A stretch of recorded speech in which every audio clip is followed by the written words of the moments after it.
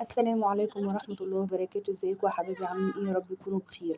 النهارده معانا كده طريقة الكوارع، معانا كرعين عجالي ما شاء الله بألف هنا زي ما انتوا شايفين نضيفة. طبعا غسلناها ونقعناها كويس جدا زي ما انتوا شايفين. انا هنا بنقع الحاجة بتاعتي، سواء فراخ او كوارع او اي حاجة حمام، اي حاجة بنقعها في معايا ليمون ملح دقيق طبعا عشان خاطر نشيل منها الزفرة خالص زي ما انتوا شايفينها كده ما شاء الله زي الورد قدامكم. هنا طبعا حطيناها طبعا معانا حلة على النار هنحط فيها الكوارع بتاعتنا، والطماطم والفلفل زي ما انتوا شايفين. قرن الفلفل ده بيودي الكوارع بتاعتنا في حتة تانية خالص يا جماعة. ومعانا طبعا البصل زي ما انتوا عايزين، فلفل اسمر. طبعا هنا معانا السبع بهارات بحطها طبعا على الكوارع، وهنسيبها طبعا على جنب خالص تستوي. وعقبال ما تستوي هنبدأ نعمل معانا ايه الرز بتاعنا. هنا رز الكوارع انا بعمله رز الفتة اسفة، بعمله بالرز ابيض خالص يعني. حطينا معلقة زبدة زي ما انتوا شايفين، ومعلقة شوية زيت، وبعد كده هنبدأ نغسل الرز بتاعنا كويس وهنبدأ نضيفه على الزيت والزبدة. هنبدأ أهم حاجة في الرز معانا، أهم حاجة نشوحه كويس جدا عشان يطلع مفلفل معانا ويطلع جميل زي ما انتوا شايفين. هوريكم دلوقتي. هنبدأ نقلب فيه كده ونشوح فيه شوية حلوين يعني، وبعد كده هنضيف عليه المية ونسيبه معانا يغلي غلوتين، وبعد كده نوطي عليه. هنا ده رز الفتة بتاعنا كده، احنا خلصنا من الرز ومعلقين على الكارع بتاعنا. هنظبط الملح والفلفل، هنحط نص معلقة فلفل أسمر. بيدي طعم جميل جدا للرز الأبيض يا جماعة، حاجة كده تحفة ما شاء الله يعني. زي ما انتوا شايفين كده عمالين نقلب فيه. وبعد كده هننزل عليه بالمية السخنة. هنبدأ نغطي وشه بس ما ياخدش معانا مية كتير عشان ما يعجنش معانا زي ما انتوا شايفين كده. هنبدأ طبعا نغطي عليه ويغلي غلوة، وبعد كده نوطي عليه، وكده خلصنا من الرز. هنبدأ بقى نعمل معانا الصلصة بتاعة الفتة. حطينا معلقة شوية زيت، بعد كده هننزل بفصين توم مدقوقين كويس. هنبدأ نشوح فيهم عقبال ما ياخدوا معانا لون. أول ما يبدأوا ياخدوا معانا لون هننزل بمعلقة خل.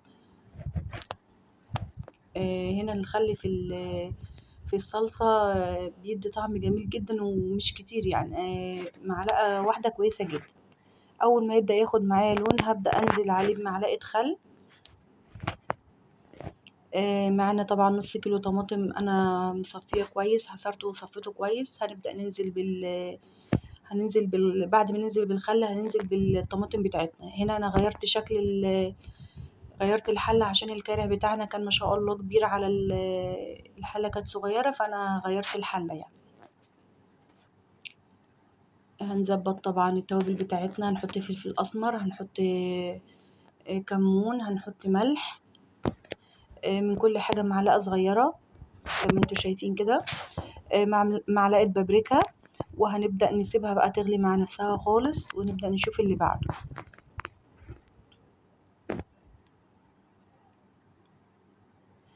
كده احنا طبعا عملنا الرز وعملنا التسبيكة بتاعت الصلصة بتاعت الفتة، ومعانا الكارع على النار ما شاء الله. انا بقى هنا بوريكم بقول لكم ما شاء الله استوى بقى تحفة. طبعا هنبدأ نحط الملح، ما بحطش الملح في اول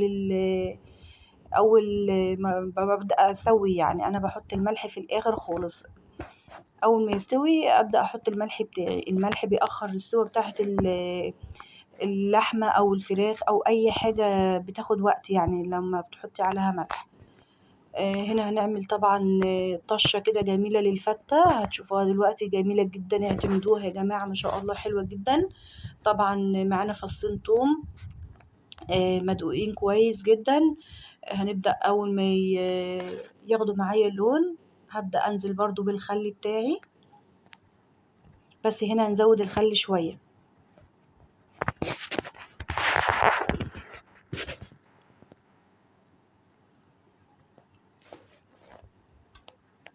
هنا هنزود الخل معانا بس يبدأ ياخد معايا لون، وهنزود الخل هنا شوية عشان هنا ديت الطشة بتاعت الفتة بتاعتي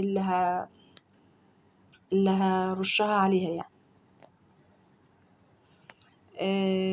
في انا بقى قطعت العيش، ما جبتش المقطع ده معاكم، قطعته كويس جدا وبعد كده رشيت عليه رشة سمنة او زيت وحطيته في الميكروويف ياخد لون معاه ويتحمص.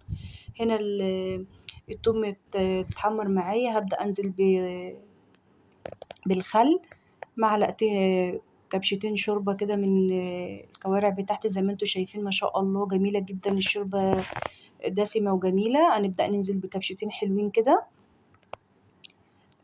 هنبدأ نظبط الملح. هنا بقى الحتة الإضافة الجميلة اللي أنا بقولكوا عليها، هنضيف معلقة كبشتين من الصلصة اللي أنا عملتها للفتة للشوربة اللي أنا عملتها دلوقتي للدقة دي، بتوديلك الفتة في حتة تانية خالص يعني.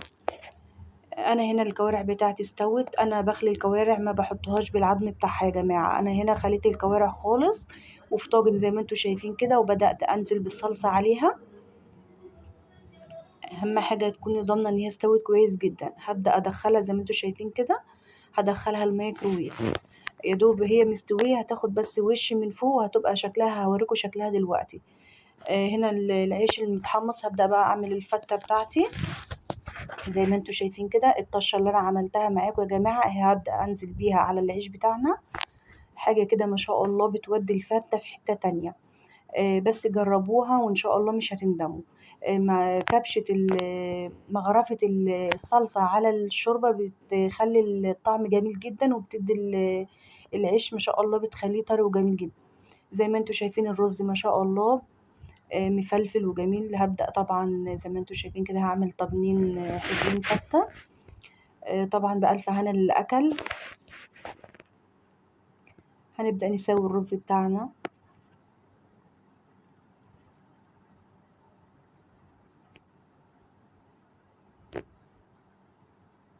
زي ما انتوا شايفين كده. هنا طبعا هنحط الصلصة بقى، حطيها عشوائي، تعملي بقى حروف اللي انت حاباه خالص واللي انت عايزاه. هنبدأ بس نسوي الطواجن بتاعتنا.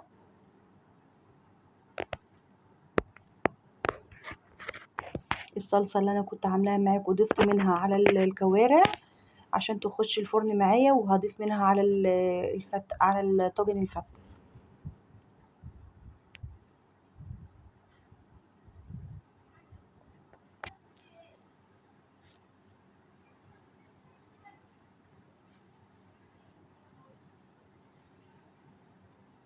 زي ما انتوا شايفين ان عايزين تحطوا عشوائي، عايزين تعملوا حروف اللي انتوا حابينه بتعملوه.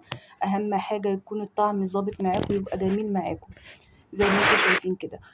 وهنبدأ بعد ما نحط الصلصة هنبدأ بقى نحط مغرفتين كده من من الخلطة اللي انا كنت عاملاها، اللي انا سقيت بيها العيش. يا جماعة ما شاء الله بتخلي الفتة تحفة جدا، مش هتندموا. وده كان الشكل النهائي معايا. اشوفكم في الفيديو الجاي ان شاء الله، مع السلامة.